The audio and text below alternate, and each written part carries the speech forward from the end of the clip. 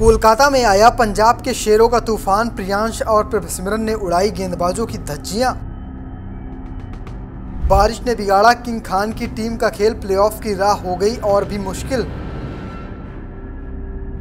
एक अंक से करना पड़ा पंजाब के पंटरों को संतोष। मुंबई इंडियंस को लगा जोर का झटका।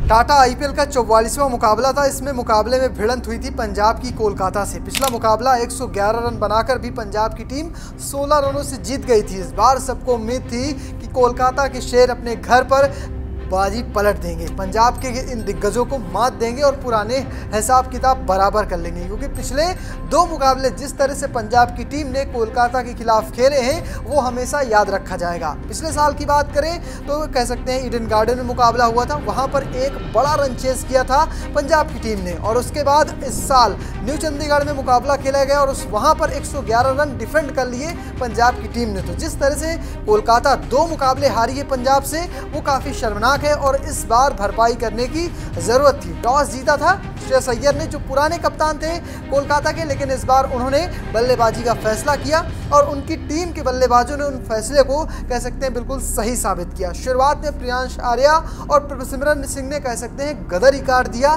छक्के चौकों की बरसात कर दी और एक वक्त लगा था ये स्कोर 250 के करीब पहुंचेगा, लेकिन ऐसा तो नहीं हुआ। लेकिन फिर भी एक मजबूत टोटल तक जरूर पंजाब की टीम पहुंच गई थी। अब यहां से बारी थी कोलकाता के रनचेज की, और रनचेज की शुरुआत भी ठीक ठाक होती, लेकिन तभी बारिश ने पूरा कह सकते हैं मामला बिगाड़ दिया। क्या हुआ था मैच के दरमियान पहली पारी में, चलिए फटाफट वो देख लीजिए। पंजाब की टीम पहले बल्लेबाजी करना शुरू करती है और पहले ही कह सकते हैं ओपनिंग जोड़ी ने 100 रनों की साझेदारी कर ली।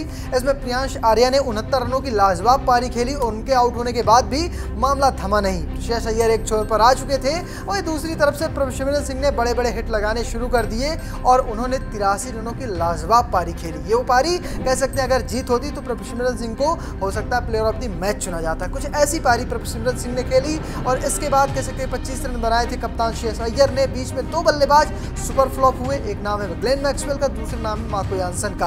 इन दोनों ही बल्लेबाजों का बल्ला फिर से नहीं चला और कह सकते हैं पंजाब की टीम ने 4 विकेट खोकर 201 रन बनाए और ये स्कोर छोटा नहीं होता, क्योंकि कोलकाता की टीम को 202 रनों चेस करने थे। पिछले मुकाबले में वो चेस कर नहीं पाई थी, इस वजह से पंजाब के गेंदबाजों का या कहें पंजाब के खिलाड़ियों का मोरल थोड़ा सा हाई था। उन्हें लगता था कि इस मुकाबले में किसी भी तरीके से इस टीम को मात दे पाएंगे। अगर बात करें कोलकाता के गेंदबाजों की, तो कोलकाता के गेंदबाजों की शुरुआत में जमकर पिटाई हुई। हालांकि वैभव अरोरा को 2 सफलताएं मिली, इसके अलावा वरुण चक्रवर्ती को 1 विकेट मिला, वहीं आंद्रे रसेल को भी 1 सफलता मिली। आज सुनील नरेन की जमकर पिटाई हुई और उसमें खास योगदान रहा प्रियांश आर्या का। बड़े बड़े छक्के लगाए और बिल्कुल भी सम्मान नहीं दिया कि जिस तरह से खिलाड़ी है, जितना बड़ा नाम है, जितना बड़ा ऑरा है, उसके खिलाफ उतने ही तगड़े छक्के लगाए। एक पर में तो 3 छक्के लगा दिए और कह सकते हैं सुनील नरेन का जो ऑरा था उसे चकनाचूर कर दिया। और इसके अलावा बात अगर करें हर्षित राणा की, तो उनकी भी जमकर पिटाई हुई। आज मौका मिला था चेतन सकारिया को, वो भी अपने लय पर नजर नहीं आए, लेकिन वो गेंदबाजी कमाल की करती है। हम सबको पता है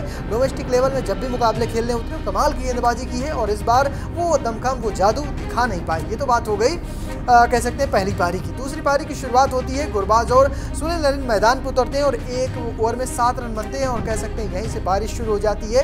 काफ़ी लंबा इंतजार होता है और बारिश जब नहीं रुकती है तो दोनों कप्तानों ने फैसला लिया कि इस मुकाबले को रद्द कर दिया जाए, क्योंकि यहाँ से वापसी कर पाना या फील्ड को तैयार कर पाना बहुत मुश्किल था, जिस वजह से मुकाबला बारिश की वजह से रद्द हो जाता है और इसी के साथ दोनों टीमों को 1-1 पॉइंट से संतोष करना पड़ता है। आपको बता दें कि इस बंटवारे से सबसे ज़्यादा नुकसान किसी को हुआ तो वह Kolkata night Riders. Kolkata night Riders ने अब तक 6 पॉइंट अर्जित किए थे, जिसमें उसने 8 मुकाबले खेले थे, 3 मुकाबले जीते थे, जब बाकी मुकाबलों में हार का सामना करना पड़ा था। अभी 9वां मुकाबला था, इस मुकाबले में भी कोई बड़ा परिणाम नहीं आया, सिर्फ 1 पॉइंट मिला, जिस वजह से अब उनके 7 पॉइंट हो चुके हैं। आने वाले समय में उनके खिलाफ या कहें उनके पास अब जो मुकाबले बचे हैं वो सिर्फ 5 बचे हैं। अगर कोलकाता की टीम को यहाँ से प्लेऑफ में पहुँचता तो उन्हें किसी भी सूरत पर अपने सभी मुकाबले जीतने होंगे, जब उनके 10 पॉइंट अर्जित होंगे। और अगर 10 पॉइंट अर्जित करती है कोलकाता की टीम तो 17 अंकों के साथ बड़े आराम से प्लेऑफ खेल सकती है। अगर एक मुकाबला हारती तो उनके पॉइंट 15 होंगे और 15 अंकों के साथ भी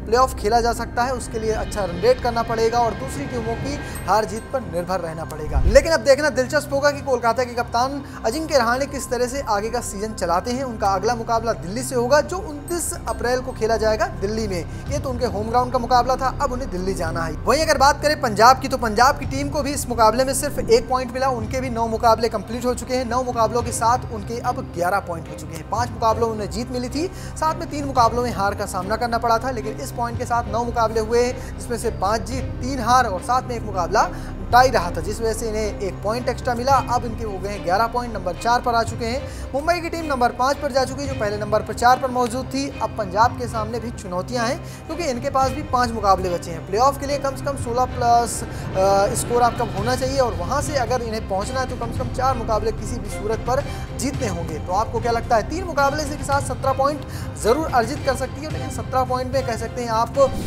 एलिमिनेटर खेलेंगे। अगर आपके पॉइंट ज़्यादा होते तो आप कह सकते हैं क्वालिफायर 1 खेल सकते हैं। तो फिलहाल अब देखना दिलचस्प होगा कि पंजाब के कप्तान श्रेयस अय्यर आगे की रणनीति किस तरह से बनाते हैं। फिलहाल उनका अगला मुकाबला चेन्नई से होगा, जो 30 अप्रैल को खेला जाएगा चेपॉक स्टेडियम में। आपको क्या लगता है, इन दोनों टीमों में से कौन सी टीम प्लेऑफ में पहुंचेगी? कमेंट बॉक्स में लिखिएगा और पेज को फॉलो करना, चैनल को सब्सक्राइब करना बिल्कुल मत भूलिएगा। धन्यवाद।